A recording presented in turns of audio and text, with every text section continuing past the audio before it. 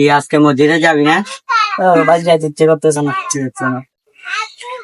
আজকে তো মসজিদে বিরিয়ানি দিচ্ছে। কি বলো, মসজিদে বিরিয়ানি দিচ্ছে? দাঁড়াই আয় আয় তুই কি বল আয় আয় ওই